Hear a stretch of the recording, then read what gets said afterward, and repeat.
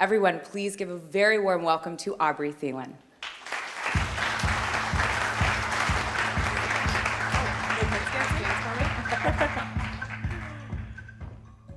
Hi, everybody. Hello. So a few years back, my husband and I decided to take a weekend vacation. We just bought our new house, so it was the first time the house was going to be home alone for the weekend. And about halfway through, I get a frantic phone call from my neighbor.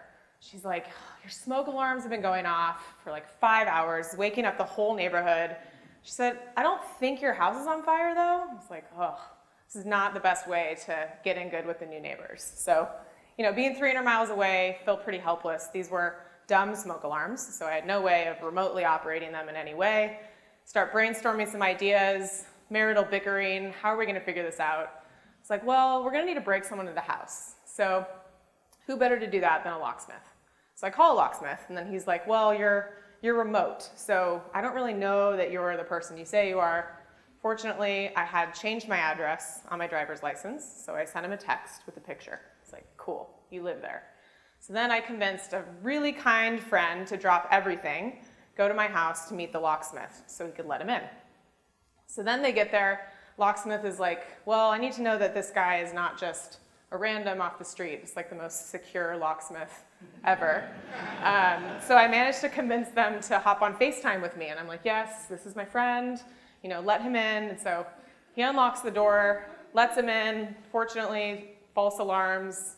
He shuts them off, gives me a call, says everything's okay. So this is about a $250, 4-hour ordeal in the middle of my vacation. Really, really was not fun. And it got me thinking, it'd been really nice if all of my home products could have just worked together and taken care of my home by themselves while I was gone.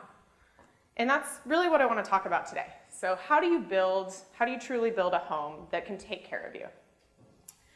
And I'm going to cover it in 3 ways. So I'm going to first talk a little bit about how Nest thinks about home technology.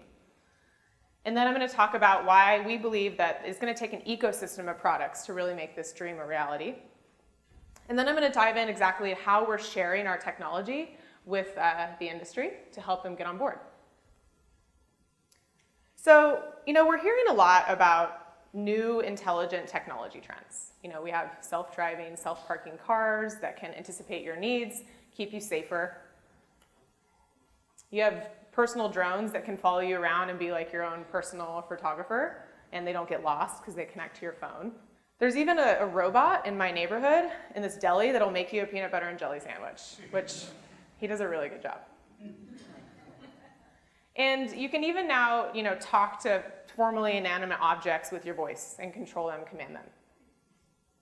And IoT is this, shiny new buzzword. It's this kind of blanket industry term for anything that's being connected to the internet. And, I think that's a good thing. Connected physical objects, they hold huge promise to make your life easier, save you money, save you time. And it's really across all kinds of industries. So, energy in the smart grid, transportation, retail, agriculture, and of course, the home. So the most logical approach to the connected home that we're seeing out there is kind of this push-button strategy. So using your mobile phone to control things in your home, like your lights and your switches and your locks and your appliances. And this makes a ton of sense because mobile technology is just really unbelievably ubiquitous right now. Combined with the low cost and small size of embedded wireless chip technologies, many of the physical objects in our life are becoming connected. But is that really the way that you build an intelligent home? Commanding and controlling everything from your phone? It's really, it's not necessarily the way that we think about it. There's different ways that you need to be able to adapt to your changing life. Like your home needs to be thinking about that and anticipating your needs. And at Nest, building the intelligent home is rooted in our DNA. We call it the thoughtful home. And we believe it's going to take a lot more than just those remote controls to make the evolution of the intelligent home really take off. And that brings me to the first principle. The technology in the home, it needs to be transparent and in the background. This is how we approach all of our product development at Nest. And that's because the home as a space is different than everything else. Your home shouldn't run out of batteries. You shouldn't need to charge it. It's where you go to feel safe. It's where you go to relax. It's where you spend a majority of your time. So that technology needs to mirror that. It needs to learn from you and take care of you so you can spend more time just living your life in your home and less time staring at screens and programming everything. And a really great example of this transparent technology is the Nest Learning Thermostat. You use it just like you've always known how to use a thermostat. Turn it up if you're cold, you turn it down if you're warm, and it'll just learn a schedule around you and set your preferences. It's also packed full of sensors, so it knows when you're not at home, which means that it won't bother cooling or heating an empty home, so it can save you some money and energy. Or there's the Nest Protect smoke and carbon monoxide alarm that speaks to you and tells you where the danger is. It also can send an alert to your phone when the batteries are low, so it doesn't wake your family up with that dreaded chirp in the middle of the night that's surely driven people insane. And one of my favorite thoughtful features about the Nest Protect is that it's thoughtful enough every single night to run a really deep diagnostic, checking all of its sensors, its audio, its batteries, and it just does this nice little green glow to let you know that everything's okay. And then there's the Nest Cam, which is an awesome way for you to check in on your home when you're away from home. It also can automatically alert you when things like this happen. This guy, the male thief. So you have a couple of Nest products in your home. You say you love the connectivity, you love everything it's done for you, but it's not just about Nest products after all. There's many other connected products out there. And we do think that it's going to take an ecosystem of these products talking to one another. And I don't know if you've brought home a new connected product and you've tried to set it up. All the setups are different. It's kind of fragmented. Like, how do you address all this? Well, the answer to that is developers and an ecosystem. So to highlight this belief, I just need to tell you a little bit more about my background. So before I was at Nest, I was at Apple for about 7 years, running operations for the App Store. And my second day as a new Apple employee was when Steve Jobs got on stage and announced the iPhone. And if you remember, the iPhone was out in the market for about a year before the iPhone SDK was released for developers to start building apps. So my boss pulled me aside one day. He's like, hey, do you want to help out with this little project, which was called the App Store? And the core team, we had no idea what this would become. It was just like, hey, go do this extra project and see where it goes. And we did believe, though, that if we took that technology that Apple was innovating and we made it available to developers, that, think of all the things they could create. And they did, and it was crazy. The volume was insane. They were sending in thousands and hundreds of thousands of games, apps. Customers all of a sudden unlocked this incredibly new journey with the App Store. And because Apple wasn't going to act on every app idea that they had, the App Store became this perfect accessory for developers to innovate on it. It became so much more than just that $600 beautiful smartphone. And developers made this all possible. Nest won't build every home device. We don't want to do that. But we do want every kind of device to participate in our vision. So we need to share the technology we've built with developers to bring them on board. And that works with Nest. That's how we're going to build this home that can care for you. And we've modeled all of our developer APIs from how our own products work together. It creates a really nice extensible experience where the sum is greater than the parts. So, great example. Right now, if your Nest Protect smoke or CO is detected, it sends a message to the thermostat to automatically shut off the furnace, which might be the culprit, automatically start recording Nest Cam video, and backing it up to the cloud so you can access it later. And this is nothing to set up. All you do is install the products, and these just work for you. So these APIs allow people like lock manufacturers to build locks that can set up, scheduling and expiring passcodes. So your dog walker could come in to your home, walk your dog while you're at work, but then only access your home on certain days so it stays secure. And there's appliances that can just know when energy is more expensive. So they automatically run in an eco-friendly mode and save energy and money. Whirlpool is just one of them doing it today, and we have several other appliance guys in the pipeline that are going to be doing this. Or a robot vacuum. It could automatically start cleaning when you leave the house and then dock itself when you arrive home. And we have several robot vacuums that are going to soon be working with Nest products. So now I want to talk a little bit about how we're actually building these APIs for developers. And we've learned so much from our own products, and we've been refining this intelligence for years in the market. So we've learned that there's so many elements to consider to build a really great product that can take care of you.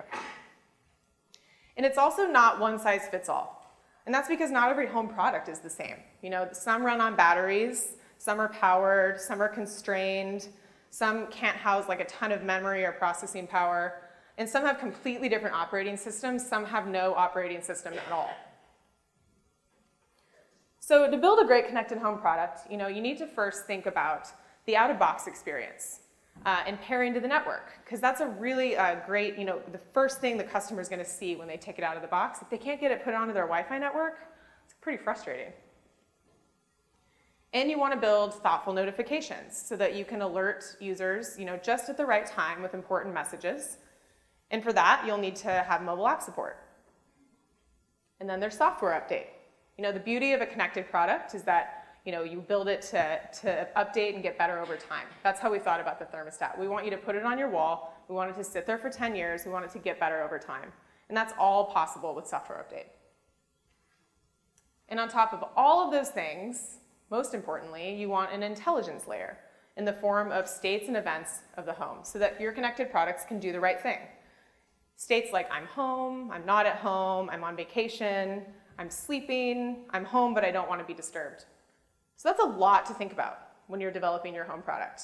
And we're going to be providing all of these building blocks to partners on our platform. And because of this comprehensive approach and this vision, developers tell me every day that they're just really excited to get a hold of this technology. They do believe that we're approaching this in the right way for them.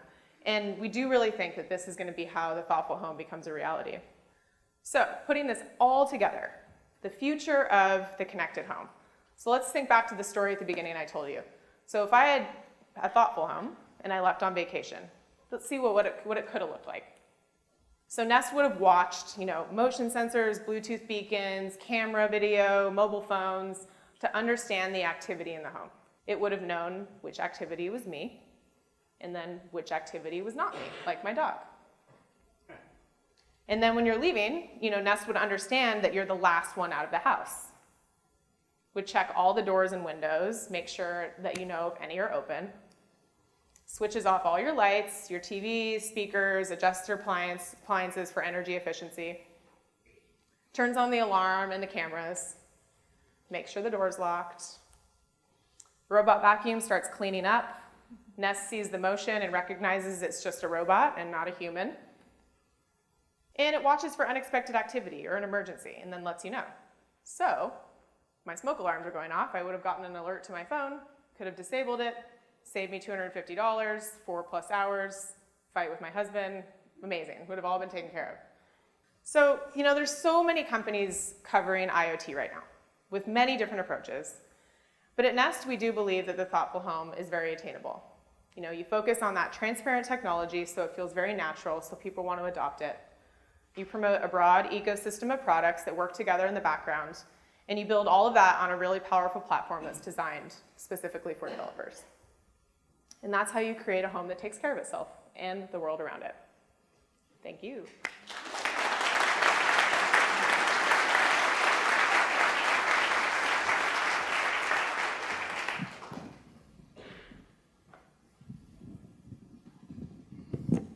Good morning, Portland. My name is Nick Moke.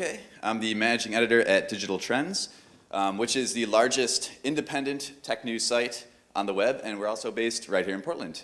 So I have the privilege of asking Aubrey some questions today. So, Aubrey, the first thing I wanted to ask you, you mentioned that Internet of Things is this shiny new buzzword everyone is very attached to, and the Nest thermostat is the poster child of IoT right now, I think. But at the same time, saving energy is a great thing. It's just not that sexy. So I want to know, what is the killer app for IoT that's going to get everybody excited about this technology? People are going to have an experience where I go to my friend's house, he has this killer app, whatever it is, and I leave and I go, I have to have a smart home. I need to go get this thing right now. What is that? Yeah. So I think it's more about the end product. Like, it's the specific product that you get to solve a problem. So like thermostat, you get it because you need heating and cooling in your home. a smart doorbell. You want that so you can pay attention to what's going on in your front door when someone comes to the door. So I think it starts with that first product. You get that, and you see it, and then it's, I want to add more things to that. So I wouldn't say it's one specific app to rule them all. It's sort of, what is solving the need of the product in the home, and what's that user experience like? So it's not one particular app, it's sort of after you get enough of them, they just sort of exponentially make life easier. Yeah, they start working together, and they start talking to one another, and that's the big challenge, right? It's like, you get one thing, you get another thing, they're from different companies, they're not necessarily speaking the same language, and that's what we're trying to solve. Speaking to that, the issue of these products talking together, right now I guess there's kind of a bit of a platform war, right? We have all these different devices that don't necessarily speak the same language. There's Nest, there's Wink, there's Apple HomeKit. Where does that end? Does it end with all of the devices sort of being multilingual and they all speak all the languages, or do you think there's going to be a situation where one platform just becomes the master platform, perhaps the Nest platform? I think it's more the latter. I think it's the person that's going to figure it out, or the company that's going to figure it out, the platform, is going to be the one, again, that focuses in on that user experience. So they're building hero products that make a lot of sense, that are solving problems for people. It's just kind of evolved into this thing that people understand because of that sort of penetration of the products in the home. And just getting that user experience right is so critical. That's how people are going to know, and the products are going to talk to one another, and that's going to help. So. And while we're talking about platforms, you and I were talking backstage about how Google or Alphabet has all these different. There's Weave from Nest, there's Brillo, Thread, and then there's the Works from Nest program. For those of you that are not familiar, could you explain the differences between all of those different things to me? Yeah, so we're part of Alphabet, so we work very closely with the Google team on this plan, and the ultimate goal is obviously to have a language that is all common across all of these things. Brillo is specifically an operating system, so it's an Android-based operating system that could be used by connected products. And then Works with Nest is really the brand of our entire ecosystem of things that work together. So today we have our cloud APIs, which are based off of web products talking to the internet, and then Weave will be the next level of hardware level APIs. So to kind of weave that all together, everything can speak the same language. Right. During your presentation, you sort of had what you wished at the end, that first scenario that you introduced had gone like with smart home technology, Internet of Things. Where do you see, where is the Internet of Things going to put us in, say, 5 years? What does a smart home of 2021 look like to you? I think it's going to be kind of how I walked through that. There's just all these things that are taking into account your presence and your motion and your identity, and just knowing preferences. Things like that are repetitive things. You do the same thing. You leave the house, you turn off all the things, you come home, you turn everything on. It's like these repetitive things are just going to be more natural, and they're going to just start happening automatically. And I do think that that's very soon. We're already starting to see that with some of the products that we work with already. So it's not that far off. That's what I'm trying to say. Yeah. So is 5 years then? That sounds ridiculous. Like 5 years down the line, we can have this now. Yeah, we're still ways off, but I think the dream and the vision of it is in the future. 5 years, yeah. So for someone who is looking to begin building that home now, they see some of these applications, they think that's really cool. I need to start building this into my own home. What advice for them would you have to make sure that these technologies they're investing in now aren't instantly antiquated, or antiquated within a year for something that might, like a smoke detector? Most people would buy that and expect it to last at least a decade. Yeah. So what advice do you have for someone who's looking to get into this, but they don't want to be replacing things every 18 months? Yeah. Well, I think that's important. All of the products we develop, we have that expectation. We want people to have them for 10 plus years. The batteries in Nest Protect alone last at least 6 years. So it's like we want to have these things to be on your wall for an extended period of time. So I think that a lot of people are approaching it that way. Appliances is a good example. You're not replacing your appliances every 5 years. So when you invest in a brand that you really love, then the hope is that they can evolve over time if they're connected. If there's software updates and different things that kind of make them better and make them evolve. And then people don't have to have that buyer's remorse. Don't have to worry about choosing the smartphone that you get that's like obsolete in a year. That's not something that we think is going to happen with home products. And you have to approach it that way. Right. You mentioned appliances and how most people, expect to keep an appliance, a washer dryer, for instance, for well more than 5 years. And I think maybe that's one of the challenges with Internet of Things right now too, is that people have these appliances that they maybe bought 5 years ago, and they're not ready to replace it with a smart dishwasher, smart washer dryer, something like that. So how do we, for Internet of Things, I think that's a major challenge. How do we overcome that? The fact that people often have appliances they're not expecting to replace maybe for 20 years. I mean, do we retrofit or do we just sell them on the new thing? How does that happen? I think you could take both approaches. I mean, we're seeing a lot of companies out there that are building, retrofitting in connectivity so that you could connect it into an existing appliance. There's also just new bells and whistles of new ones that people want to invest in, and they want to know which one's going to be the right one because it's solving a problem. So maybe I need a new dishwasher and I want to make sure that it's energy conscious. So I'm choosing one then that knows that.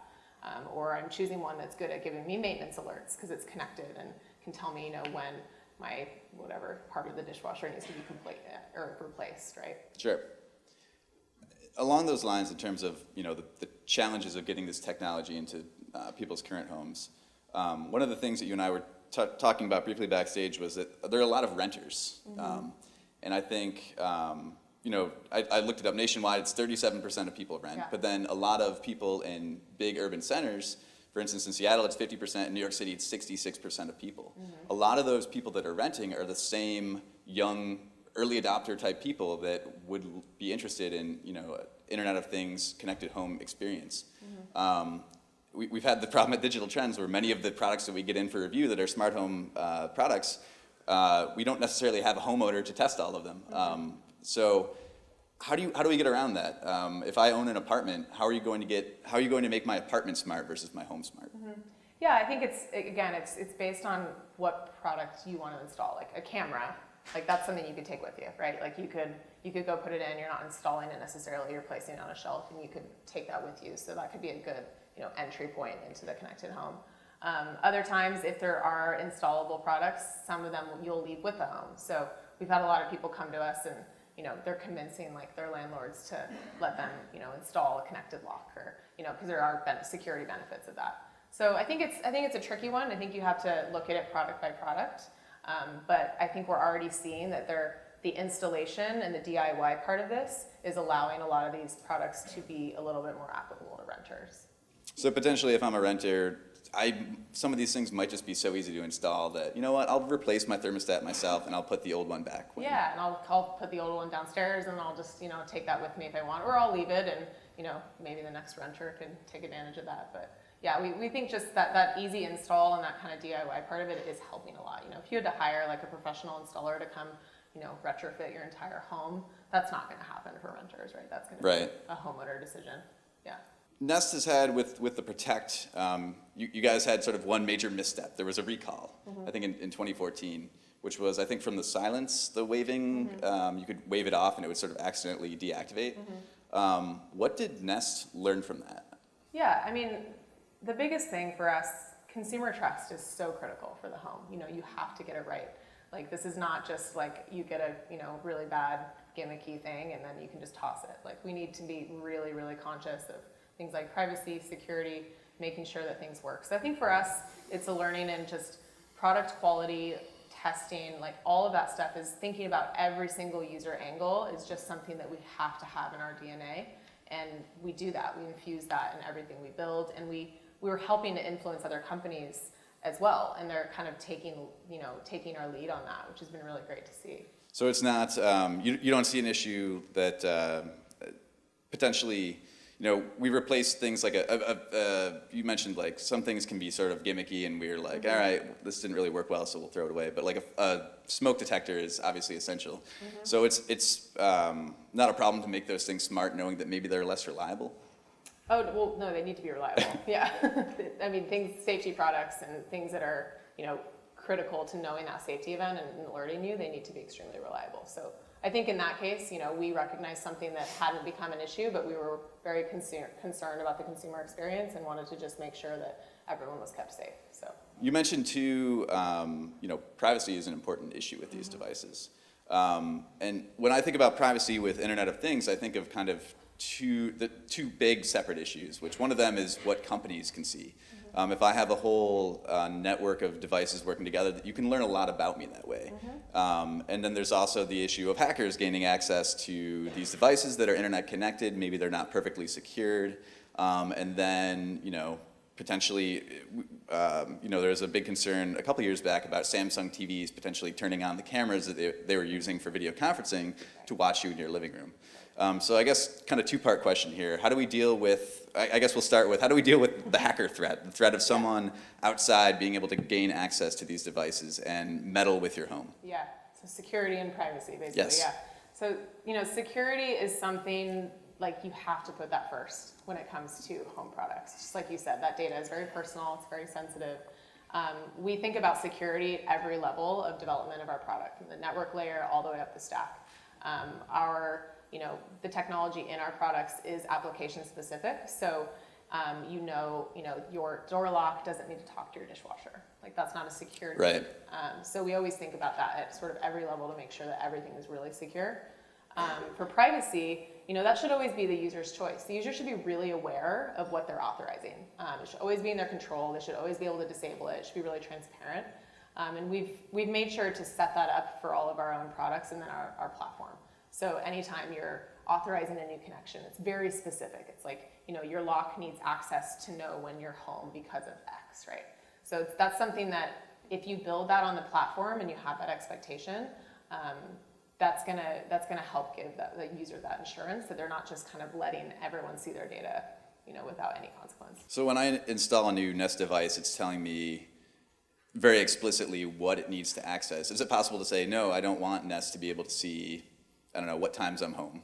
Yeah, you can always control. Like, we always put that control in the user's hands. So they could say, I don't want people to see this, I don't want people to see that. Gotcha. Yeah. Nest was acquired by Google, now Alphabet, in 2014. And I think at that time you guys had the Nest Thermostat and the Nest Protect. And then since then you've acquired Dropcam. But we haven't seen, between those three devices, we haven't seen any new devices from Nest since the Alphabet acquisition. So what's going on there? What's the next? What is next from Nest? Yeah.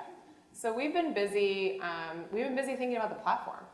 The software and the services and the platform that run on top of the hardware are super critical for us and for us kind of bringing this thoughtful home goal to life. So we've been really focused on that. We spent time redesigning our app from the ground up, which we released last year. And we actually have released hardware products. We've released evolutions of our hardware products. We've launched new, really innovative insurance programs. So working with insurance companies that want to help subsidize the Nest Protect in homes to keep them safer.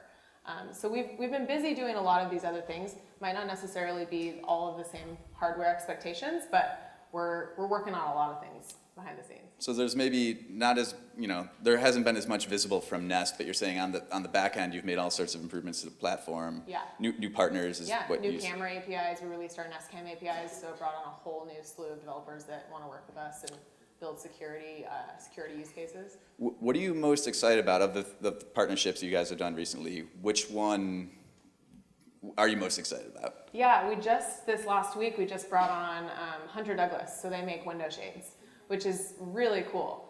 That can work really well with temperature in the home to help save energy. It can work with a safety use case. That's been one of my exciting ones, kind of to open up that category. Window shades haven't exactly evolved into connectivity. So to see them start thinking about this and coming to us and wanting to take advantage of that technology is really cool. Very cool. So I think we actually have some time to take some questions from the audience. So does anybody have anything they would like to ask Aubrey? I think I see one further up the aisle there. Yeah, so Google makes money through advertising. Basically, you make money because you know things about us. So, yeah, you know where my question's going. I see you smile. How do we know that Google's not going to use the information about us that it collects through Nest devices to make more money? Sure. Well, Nest is completely separate from Google. We're part of the Alphabet company, so we are still run very independent. Nothing that we receive from our customers is shared across with the rest of the wider Google. So that's a fact. We're keeping all of that data. We're housing it ourselves. It's not shared with that entity, and so the business interests there aren't conflicting. Yeah, go ahead. I'm sorry, I can't see. Yeah, you that's standing up. I'm a career coach, and I'm wondering, what do you see for upcoming jobs you're going to have open, and what kind of trainings are really helpful to prepare people? Sure, at Nest specifically, or the industry? Yes and yes. Yeah, I think there's a lot of opportunity for, obviously engineering, software engineering, development, design. It's a really good question. I think there's so much opportunity across product. So thinking about how product is developed from start to finish, making sure that you understand all the elements that go into making a great product. Those are really good skills to learn, both on the job and just with experience. Internships, I think, is a really great way to get people started on that career path. Hi, yeah, I was wondering, does Nest have any plan to get into retail and gathering data on store shelves or things of that nature? Get into retail? Well, we're in retail. I mean, we're selling our products in big box retailers right now. We have an online store. No plans to talk about, doing our own retail adventure, but Gathering data from retail. gathering data, like shopper data from retail? Yeah, like smart shelves or things of that nature. Yeah, I mean, we work with a ton of the different smart home displays and all the big box retailers. We work with them on understanding how shoppers behave. It's a really interesting shopper experience because people aren't necessarily walking into Home Depot and saying, I want to buy the smart home. Like, give me like all 10 of these products. So yeah, we are working with retailers to understand what that means, what that looks like, and really trying to lead the way when it comes to giving that message to the consumer about the connected home. The Nest ecosystem and all of your development platforms, is that open? And what's your stand on open source and supporting basically competitors to tie into your ecosystem? It is open. It's an open platform. We think that's the only way for us to get people to involved in the ecosystem. We want to open that up. It's free and open currently. Open source. You have to be really cognizant of the user experience. When you're opening up everything and all of a sudden your lights are turning on and you don't know why, that can be problematic. So, we want to approach that very thoughtfully as we kind of open that up more and more. But we're starting with a fairly open platform right now with our cloud APIs. Thanks. Has there been any thought or discussion on personal medical devices, like an alert? I'm a type 1 diabetic. If my CGM would happen to note that I've gone critically low or my pump may have failed and I've started to run really high, would that be something Nest could eventually look into, alerting either myself through some sort of audible alarm that I may sleep through, or fire rescue, something along those lines? Yeah, absolutely. That's a category there that we've thought about a lot. There's about 45 something product categories that we're thinking about when it comes to the platform, and personal device monitoring, personal health monitoring certainly has application within the home. There could be things like similar to how you treat an emergency with your home. It's a personal emergency, contacting the phone tree or the different methods that go on when your home is an emergency. Absolutely, you could build use cases with the platform to figure out how that should work. Thanks.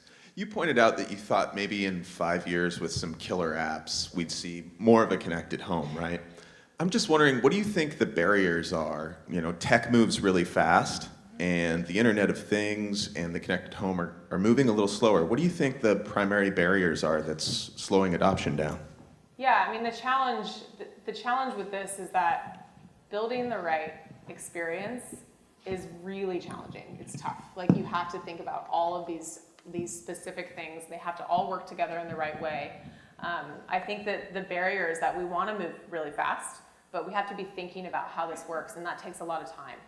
It's not just about the hardware. It's about the apps that work together. It's about all these other new mediums like voice control and all of these different things that you have to consider. So yeah, I recognize that it is slow moving, and we want to be moving a lot faster. But I do think that you have to think about every single angle, and that user experience is just so critical to get people to buy into this.